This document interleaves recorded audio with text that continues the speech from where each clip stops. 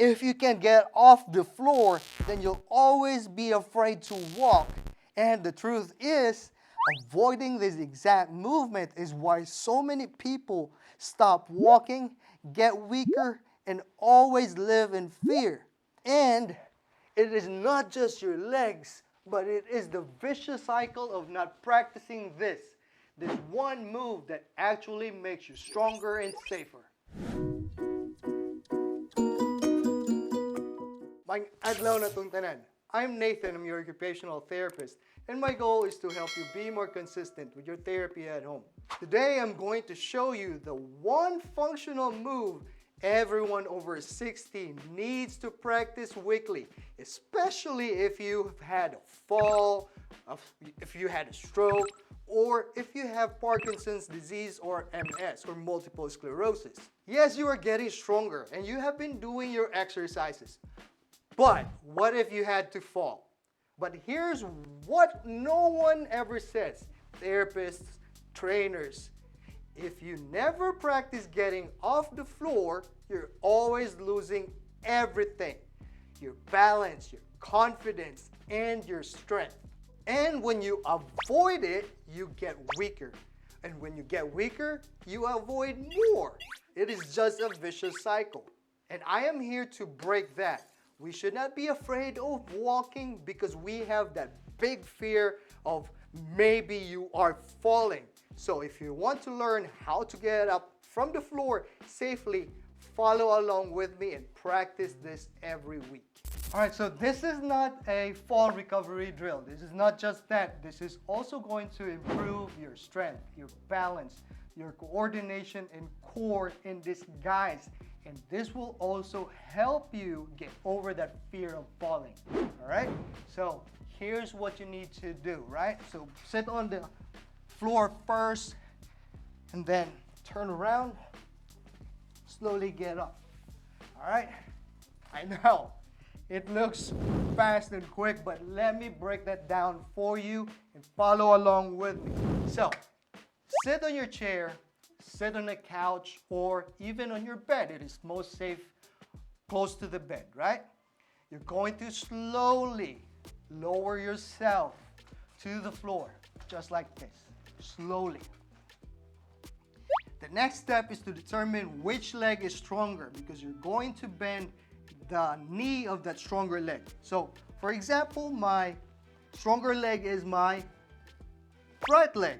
I'm going to bend it from the knee and bring it close to the other foot. So the other foot stays flat on the floor, slightly behind the other foot, all right? You're going to raise your arms up and then put it to the opposite side, all right? You're going to face your hands and turn towards it like this, all right?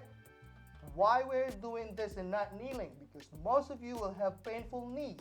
It is harder to get up from the floor rather than just skipping one step, right?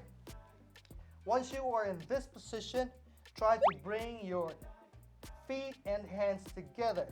You can walk towards it, or you can also walk your hands towards your feet. The goal is to bring both feet and hands together and close together.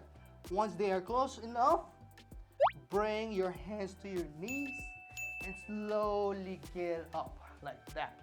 All right? If you are wanting to sit down immediately, you're going to just walk your hands and feet together, get up, and then sit down. If you're far from it, here's another tip. Once you are in this position, you can walk closer to it, just like that.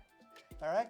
Bring your feet and hands together, get up, and turn towards your chair, bed, or couch. One more time, all right? Slowly lower yourself down. This is a really good practice for your strength, balance, and coordination. Slowly lower yourself down to the floor. That's the hardest part, getting over the fear of falling. You're going to determine which leg is stronger and bend that knee. For myself, it is my right leg. bring the other foot and leg flat on the floor. And you're going to bring your hands up. Or you just bring the same side hand close to the left side, your left hand. And then face it and turn towards it. Bring your butt up and walk your hands close together. If you can, walk your hands close to the feet and the feet go into the hands, right? Or you just need to be closer together. Put your hands to your knees. Slowly get up and turn towards your chair. And that is how you need to practice weekly in order for you to be safer and more confident in your walking, so that you won't be stuck to your chair, to your wheelchair. You are not going to stop walking. You don't want to be sent to the nursing home, right? You want to be confidently walking. And how do you do that? Not just by strengthening your legs. You also need to have the skill and have that confidence that in case you land on the floor, you're able to get up safely and independently. But if you have somebody with you, it will be easier for both of you to get yourself up. So don't be just dependent to everybody. Try to be independent and be more confident in living at home. All right, so if you made this far, type the word fearless in the comment section. That way, I know you're one of the few that is actually training for independence, and we are not going to be afraid anymore of walking because we have in the back of our mind the fear of falling. So just a final reminder, you don't have to have perfect knees, no perfect joints, no perfect hips. You don't need to be an athlete either to be able to get up from the floor.